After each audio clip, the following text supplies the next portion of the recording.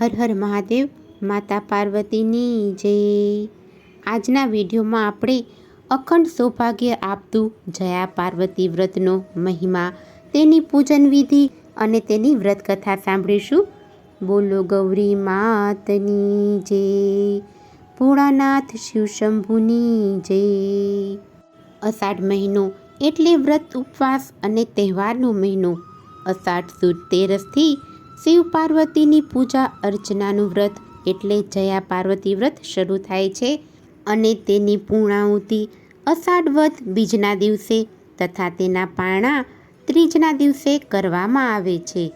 આ વ્રતની પૂજા વિધિ માટેની સામગ્રીમાં અબીલ, ગુલાલ, કંકુ, નાળાછડી, કમળ કાકડી, સાકર, તજ, લવિંગ, એલચી તથા નાગરવેલના પાન, સોપારી અને ઋતુ અનુસાર ગમે તે ફળ તે 5 લેવાના, ધૂપ, દીપ તથા ઊનના દોરા વગેરેનો સમાવેશ થાય છે। જે કુંવારિકા કે સૌભાગ્યવતી સ્ત્રીએ વ્રત રાખ્યું હોય તેણે વહેલા ઉઠી નાહી ધોઈ શિવ પાર્વતીનું પૂજન કરવું અને મોડું એકટાણું કરવું, તેમજ વ્રતના છેલ્લા દિવસે એટલે કે અષાઢ વદ બીજના દિવસે આખી રાતનું જાગરણ કરવું। જયા પાર્વતી વ્રત એ અષાઢ સુદ 13થી શરૂ થતું અને 5 દિવસ સુધી ચાલતું અત્યંત પવિત્ર વ્રત છે। આ વ્રત મુખ્યત્વે કુમારિકાઓ અને સૌભાગ્યવતી સ્ત્રીઓ દ્વારા માતા પાર્વતી અને ભગવાન શંકરને પ્રસન્ન કરવા માટે કરવામાં આવે છે। કુમારિકાઓ આ વ્રત મનગમતો ગુણવાન દીર્ઘાયુ પતિ મળે તેના માટે કરે છે, જ્યારે સૌભાગ્યવતી સ્ત્રીઓ પોતાનું સૌભાગ્ય અખંડ રહે, પરિવારની સુખાકારી રહે તેમજ ઉત્તમ સંતાનની પ્રાપ્તિ થાય તેના માટે કરે છે। 5 દિવસ સુધી મીઠા વગરનું એટલે કે અલુણા ભોજન લે છે, જવારા વાવે છે અને છેલ્લે આખી રાતનું જાગરણ કરે છે। આમ સાચી શ્રદ્ધા અને ભક્તિથી કરેલું વ્રત અને ઉજવણું ચોક્કસથી ફળે છે। મનગમતો પતિ મેળવવા માટે દેવી પાર્વતીએ જે વ્રત કર્યું હતું તે વ્રત થકી માતા સીતાને શ્રીરામજીની પ્રાપ્તિ થઈ। તે વ્રત આજે પણ યુવતીઓ એટલી શ્રદ્ધાપૂર્વક કરે છે। માતા પાર્વતીની સાથે શિવજીની પૂજા જ્યાં શિરમોર હોય તેવું વ્રત એટલે જયા પાર્વતીનું વ્રત। જ્યારે વડીલો છોકરીઓને સૌભાગ્યવતી સ્ત્રીને આશીર્વાદ આપવાના હોય ત્યારે કહેતા હોય છે કે સીતા પાર્વતીનું સૌભાગ્ય મળજો। સારા સૌભાગ્ય માટે જપ, તપ, વ્રત, ઉપવાસ તો કરવા જ પડે। કુંવારિકાઓ સંસ્કારી પતિ મળે તે માટે તથા સૌભાગ્યવતી સ્ત્રીઓ પોતાના અખંડ સૌભાગ્ય માટે તથા ઉત્તમ સંતાનની પ્રાપ્તિ માટે જયા પાર્વતીનું વ્રત શ્રદ્ધાપૂર્વક કરે છે। હવે આપણે જયા પાર્વતી વ્રતની વ્રત કથા સાંભળીશું। બોલો માતા ગૌરીની જય। અષાઢ સુદ 13ના દિવસથી શરૂ કરી અષાઢ વદ ત્રીજના દિવસે આ વ્રત પૂરું કરવામાં આવે છે। એ સમયગાળા દરમિયાન દરરોજ સવારે વહેલા ઉઠી નિત્ય કર્મથી પરવારી મંદિરે જઈ શંકર પાર્વતીની પૂજા કરવી, એકટાણું કરવું, જમવામાં ગોળ તથા મીઠા વગરનું ભોજન લેવું નહીં, અંતિમ દિવસે જાગરણ કરવું। આ વ્રત કરવાથી અખંડ સૌભાગ્ય રહે છે અને સંતાનની પ્રાપ્તિ થાય છે। રામપુર નામે એક ગામ હતું। એ ગામમાં બ્રાહ્મણ અને બ્રાહ્મણી રહેતા હતા। બ્રાહ્મણનું નામ જયદેવ અને બ્રાહ્મણીનું નામ જયા હતું। બ્રાહ્મણ અને બ્રાહ્મણી બંને ધર્મપરાયણ અને નીતિમાન હતા। ઘેર ઘણું સુખ હતું, પરંતુ નિસંતાનપણાનું દુઃખ હતું। બાળક વિનાનું ઘર સાવ સૂનું સૂનું લાગતું હતું। અખૂટ ધન સંપત્તિ હોવા છતાં તેમને જરા પણ અભિમાન ન હતું। આંગણે આવનાર આગંતુકની તેઓ આગતા સ્વાગતા કરતા। તેમના આંગણેથી કોઈ ભૂખ્યું પાછું ગયું ન હતું। આ લોકો અન્નદાનને શ્રેષ્ઠ દાન માનતા હતા। જયાનો ખોળો સાવ ખાલી હતો એ વાતનું દુઃખ તેમને ચાલતું હતું। એક દિવસ વિચરણ કરતાં કરતાં દેવર્ષિ નારદ આ દંપતીને ત્યાં આવી ચડ્યા. પુરોહિત દંપતીએ નારદજીની પૂજા કરી અતિથિ દેવો ભવ માની તેમનો ભાવપૂર્વક આદર સત્કાર કર્યો અને પ્રેમપૂર્વક ફળફળાદિ અર્પણ કર્યા. નારદજીએ કુશળ સમાચાર પૂછ્યા એટલે વિપ્ર જયદેવે કહ્યું, હે મહર્ષિજી, અમને બીજી કોઈ આકાંક્ષા નથી. અમારે એકમાત્ર સંતાનની ખોટ છે, માટે અમારું વાંઝ્યા મેણું ટાળો. નારદજી બોલ્યા, અહીંથી દક્ષિણ દિશા તરફ થોડે દૂર એક જંગલ છે. જંગલની વચ્ચે એક પુરાણું શિવાલય છે. તેમાં શિવ પાર્વતીની મૂર્તિઓ છે, પરંતુ આ મૂર્તિઓ ઘણા સમયથી અપૂજ છે. કોઈ મંદિરની સાર સંભાળ લેતું નથી, તેમજ પૂજા પણ કરતું નથી. માટે તમે જો પૂજા કરશો તો તમારા મનોરથ જરૂર પૂર્ણ થશે. વળી એક અદ્ભુત શિવલિંગ પણ છે, એની પણ કોઈ પૂજા નથી કરતું. ત્યાં જઈ તમે શ્રદ્ધાપૂર્વક અને નિષ્ઠાપૂર્વક સેવા કરો. ભોળાનાથ સદાશિવ તમને જરૂર સંતાન આપશે. આટલું કહીને નારદજી વિદાય થયા. પુરોહિત દંપતીએ નારદજીના આદેશ અનુસાર યથાસ્થાને આવી શિવ પાર્વતી અને શિવલિંગની મંદિરમાં પડેલા પાંદડા, ઝાખરા, જાડીજૂડી વગેરે સાફ કરી અને પૂજા કરી. જયા પાસેના જળાશયમાંથી પાણી ભરી લાવી શિવ પાર્વતીને સ્નાન કરાવી જયદેવે શિવલિંગ પર બીલીપત્રો ચડાવ્યા. આ દંપતીએ શિવ પાર્વતીની નિયમિત પૂજા કરવા માંડી.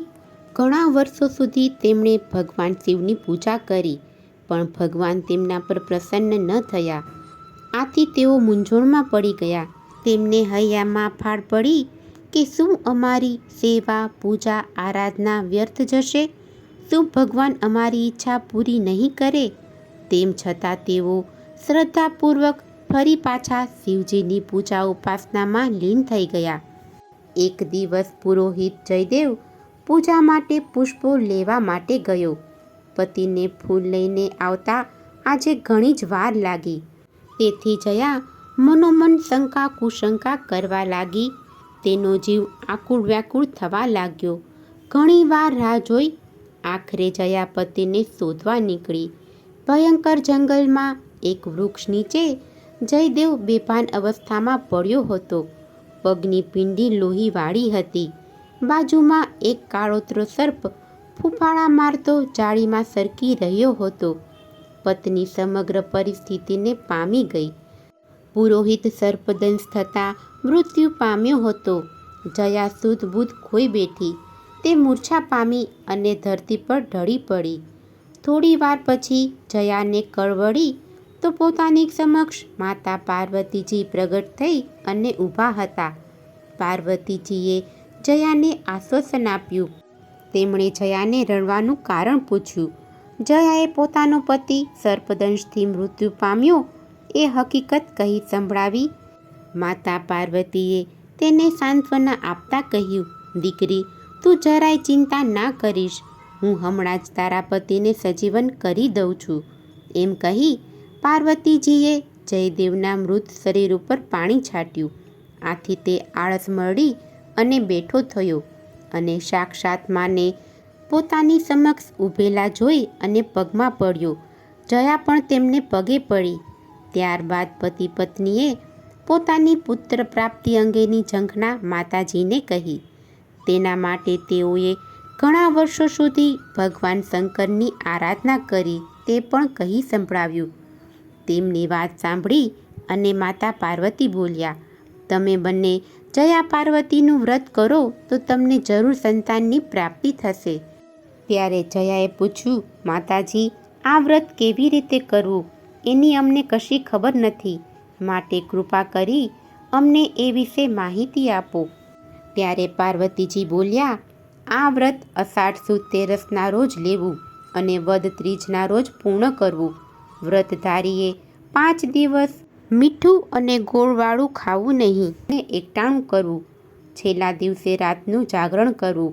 વ્રત ઉજવતી વખતે સૌભાગ્યવતી સ્ત્રીને તેના પતિ સહિત પોતાને ત્યાં જમવા આમંત્રણ આપવું અને પ્રેમપૂર્વક જમાડવા.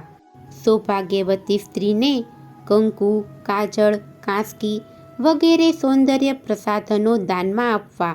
આ પ્રકારે વ્રત કરનારને અખંડ સૌભાગ્ય પ્રાપ્ત થાય છે અને તેને પતિ વિયોગ કદી ભોગવવો પડતો નથી, સંતાન સુખ મળે છે. આટલું કહી પાર્વતીજી અંતર ધ્યાન થઈ ગયા. આમ બ્રાહ્મણ દંપતીએ જયા પાર્વતીનું વ્રત વિધિ અનુસાર કર્યું. છેલ્લા દિવસે જાગરણ કરી ભજન કીર્તન કર્યા. અષાઢ વદ ત્રીજના દિવસે ઉત્થાપન કર્યું. વ્રત પૂર્ણ થયા પછી પુરોહિત દંપતીની આશા ફળી અને તેમને ત્યાં કાર્તિકેય જેવો રૂપાળો પુત્ર જન્મ્યો. જયા અને જયદેવે જયા પાર્વતીનું વ્રત કર્યું અને ફળ્યું. તેમનું નિસંતાનપણું દૂર થયું. કહેવાનું તાત્પર્ય એ છે કે સમગ્ર વિશ્વ નાદ અને બિંદુ સ્વરૂપ છે. નાદ એ શિવ છે અને બિંદુ એ શક્તિ છે. એટલે સમગ્ર વિશ્વ શિવ અને શક્તિનું સ્વરૂપ છે. નાદરૂપ શિવજી જગતના પિતા છે અને બિંદુરૂપ પાર્વતીજી જગતની માતા છે. આદ્યશક્તિ જગદંબા છે. આ બંનેનું સંયુક્ત રૂપ જ લિંગ કહેવાય છે. જયા અને જયદેવે શિવલિંગની પ્રેમપૂર્વક પૂજા કરી હતી અને આ પૂજાના ફળ સ્વરૂપ તેમને ત્યાં પુત્રનો જન્મ થયો. આથી તેઓ ખૂબ રાજી થયા અને શેષ જીવન પ્રભુ ભક્તિમાં પસાર કરવા લાગ્યા.